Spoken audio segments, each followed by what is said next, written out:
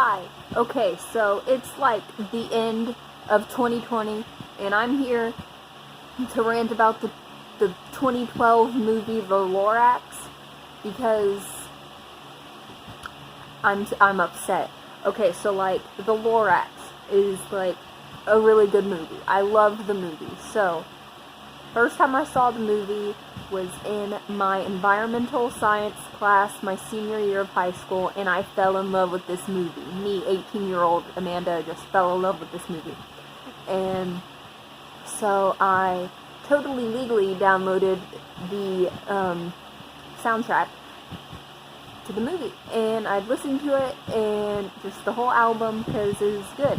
And if you didn't know, which I feel like most people don't, because most people aren't fucking obsessed with the Lorax, the soundtrack has a bunch of unused songs or earlier demos of the songs that, like early versions of the songs in the movie.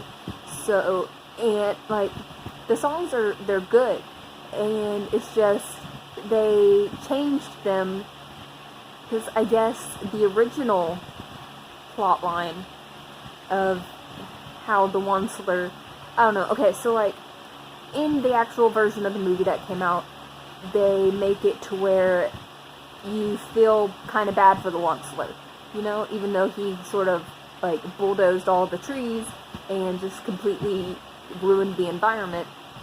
They make it out to be like,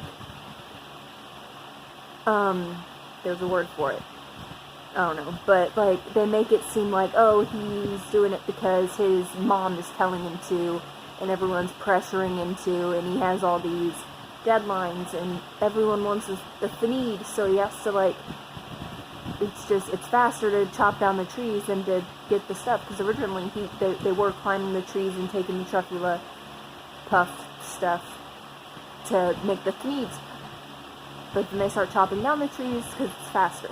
But it's like they make it out to be like the Onceler never meant for it to go that far, that he wasn't a bad guy, that it wasn't like malicious intent, it was just, well, I mean, it was just corporate greed that took over. But they made it seem like he didn't really realize that if you got rid of all the trees, then all the animals don't have a place to live, and the entire environment is just fucked up. That, like, I don't know. But in the demo songs that were the original versions, there's, okay, well, like, in the movie, we have How Bad Can I Be, which is, like, notorious and, like, a great song, and I love it, but everyone else hates it and thinks, like, it's, I don't know.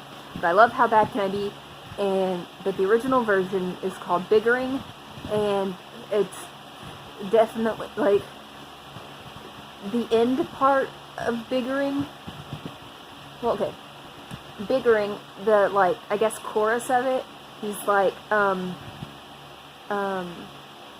biggering, I'm figuring, I'm biggering, and biggering is triggering more biggering. So he's saying, like, the more he gets, the more he wants, I guess. And then the end part of the song is almost exactly the same as How Bad Can I Be, but they changed the lyrics slightly, and it makes it more like he knew what he was doing. Because in How Bad Can I Be, he says, who cares if a few trees are dying? Like, just who cares if a few trees are dying? But in Biggering, it says, who cares if a few things are dying? Or something like that. Where it's like, he knows that he's killing stuff. That what he's doing is hurting something. I don't know. He's just like, who cares if some stuff or some things are dying? Like, who cares? And it's just that. And then also, there's a song whenever which, this song I think they could have kept in the movie, and it would have worked. It would have been fine, but they didn't, and it makes me mad. But it's This Is the Place, I think is what it's called, and because, you know, the Onceler leaves home to find the perfect material to make his need, And then he finds the place, and he's singing about how perfect, whatever, but he's going through, like, a list of material that he could use to make his mead, and this includes, like, plucking feathers from these birds, and then shaving a barbaloot, it's like the little bear guys, but they're called barbaloots, and he's just, like, fucking shaving him, like, oh, I can make the mead from this. He's like, nope, not good, but he just, like, shaved this little baby bear cub, and then he's like, this is it, this truffula tree, and then he decides on the tree, but this is after he, like, just sort of mangled a bunch of animals in search of the perfect, like, fabric, or material to make the fabric, and it's just like, what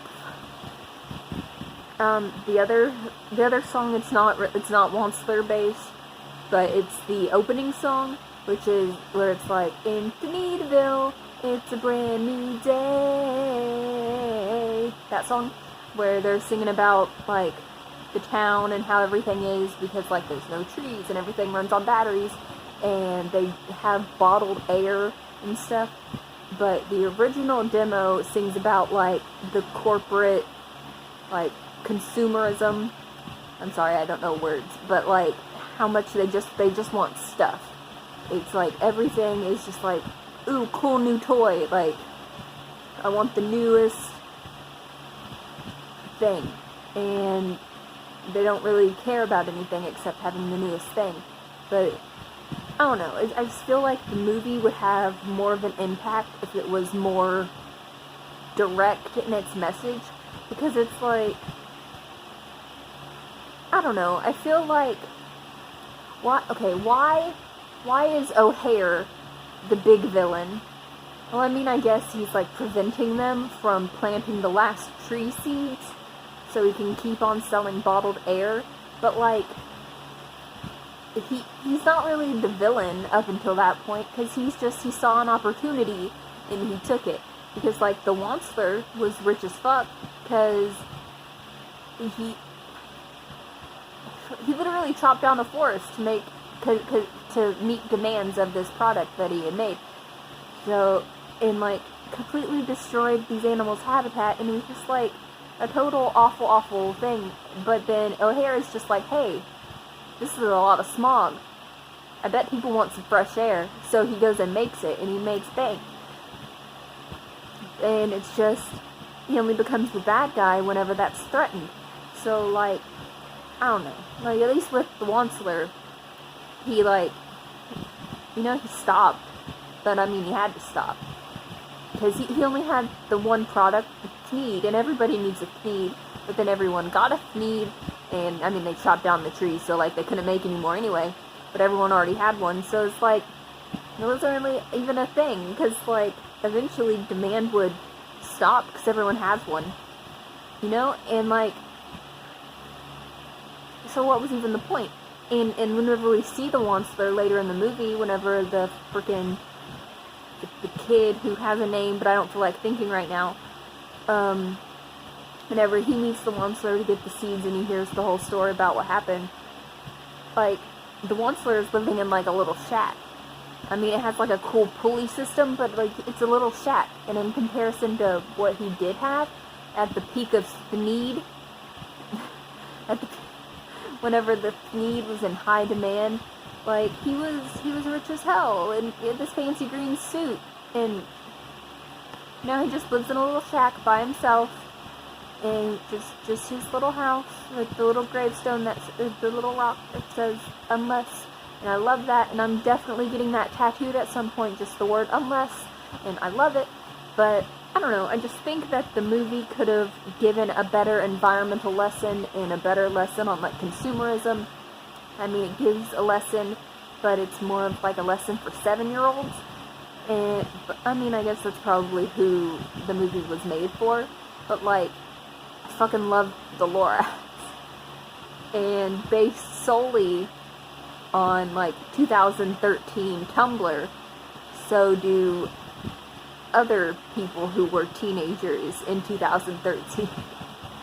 I mean, Why did they decide to ship the Wansler with himself?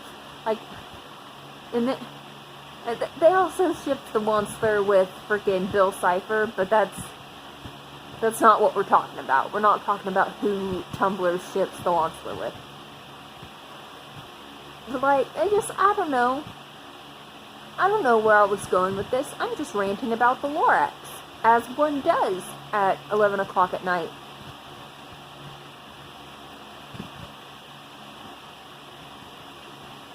How bad can I be? I'm just doing what comes naturally. How bad? I'm sorry. Bye, guys.